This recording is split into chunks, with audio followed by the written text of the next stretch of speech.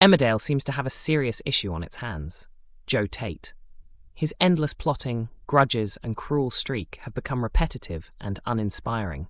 So what can the show do to turn things around? They need to move quickly, because his actions are growing more unpleasant by the day.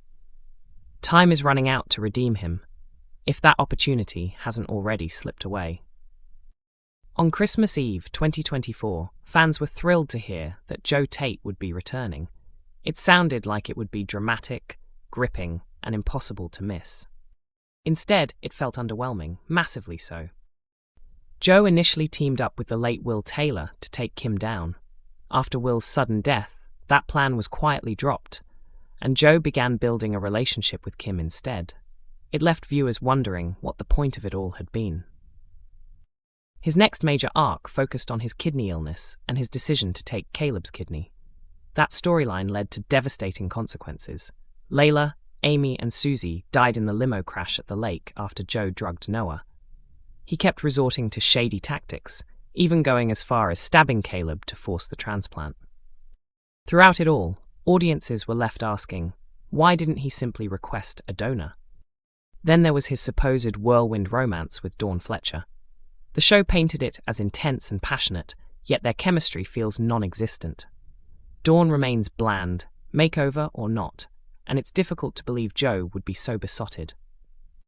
At present, Joe is scheming, threatening, and manipulating to seize control of Moira's farm. He played a part in her imprisonment, blackmailed Victoria and Robert over John's death to secure their shares of butlers, and has quickly targeted the vulnerable Dingle and Barton families.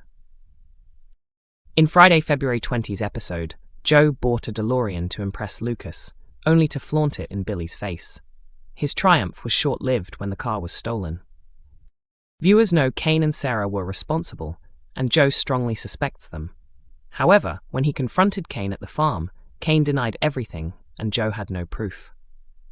Later at the pub, Cain openly admitted taking the car, confident Joe couldn't substantiate it.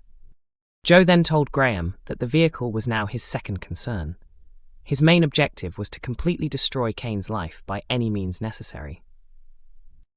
In the upcoming episodes, Graham goes to Cain's to retrieve the keys, but hesitates when he discovers a hospital letter confirming Cain's cancer diagnosis. Cain challenges Graham, but is overpowered. Graham returns to Joe and falsely claims joyriders were behind the theft. Why he chooses to shield Cain remains unclear. As the week progresses, Graham tells Cain he knows about the cancer and advises him to prioritize treatment and supporting Moira instead of feuding with the Tates. The two men shake hands and Kim witnesses it, suspecting they are conspiring against her. She instructs Joe to test Graham's loyalty, and he does so by ordering him to sabotage Cain's farm equipment. The question remains, will Graham follow through? All of this feels incredibly dull. It became tedious some time ago, especially when Robert and Victoria surrendered to Joe's demands without putting up a fight. Now Graham appears to be carrying out Joe's orders without a clear motive. Dawn turns a blind eye to his wrongdoing, and Joe's sense of right and wrong seems to have vanished entirely. This feels odd, considering that at Christmas, Joe expressed a desire to emulate his mother, Rachel Hughes, rather than his father, Chris. Perhaps the version of Joe we saw at Christmas is what the show needs again. His interactions with Sam and the Dingles had warmth and sincerity. Maybe grounding him in family could help. There's been frequent mention of Joe's supposedly isolated upbringing, yet that's not strictly accurate. Zoe cared deeply for him, and he was raised alongside his cousin, Joe Tate. Although actress Leah Bracknell, who played Zoe, has sadly passed away, it wouldn't be impossible to reintroduce Jean and explore a sibling-style dynamic.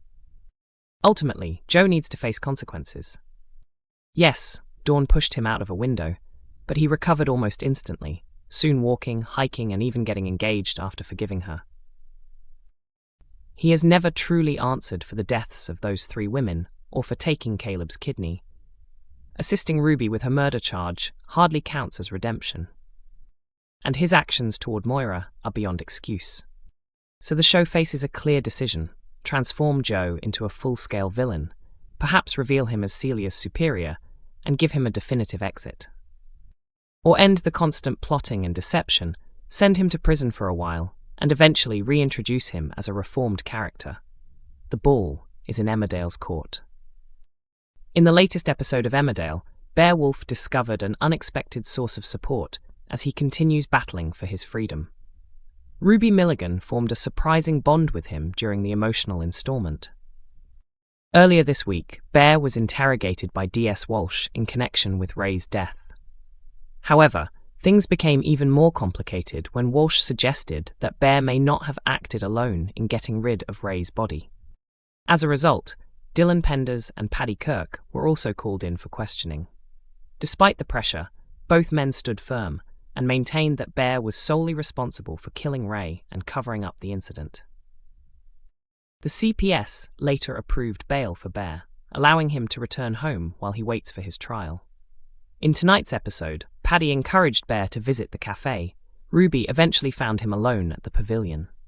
Hearing Paddy calling out in the distance, she realized Bear wasn't ready to go back home just yet.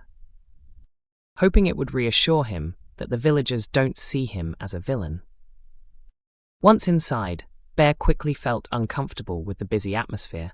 Perhaps the version of Joe we saw at Christmas is what the show needs again. His interactions with Sam and the Dingles had warmth and sincerity. Maybe grounding him in family could help. There's been frequent mention of Joe's supposedly isolated upbringing, yet that's not strictly accurate. Zoe cared deeply for him, and he was raised alongside his cousin Joe Tate. Although actress Leah Bracknell, who played Zoe, has sadly passed away, it wouldn't be impossible to reintroduce Jean and explore a sibling-style dynamic. A light remark from Lewis Barton about his ankle tag, along with a comment from Cain Dingle calling him a hero, proved too much. Overwhelmed, Bear abruptly walked out. Ruby eventually found him alone at the pavilion. Hearing Paddy calling out in the distance, she realized Bear wasn't ready to go back home just yet. As Bear reflected on taking Ray's life and accepting the consequences of his actions, Ruby hinted that she understood more than he realized. When Ruby was young, she suffered sexual abuse at the hands of her father, Anthony Fox, who dominated and manipulated her for years. In January 2025, Anthony died after Ruby killed him. Although her experience differs from Bear's situation, Ruby understands what it feels like to be controlled and deprived of the life you deserve. She told Bear that giving up and going to prison without a fight would mean Ray had ultimately triumphed. Ruby later accompanied Bear home, leaving Paddy surprised. He was even more astonished when Bear invited Ruby to sit down while he prepared her a coffee. Bear lightened the mood by joking that he couldn't make the fancy coffees she usually prefers. Emmerdale continues to air on weekday evenings at 8 p.m. on ITV1 and is also available for streaming on ITVX.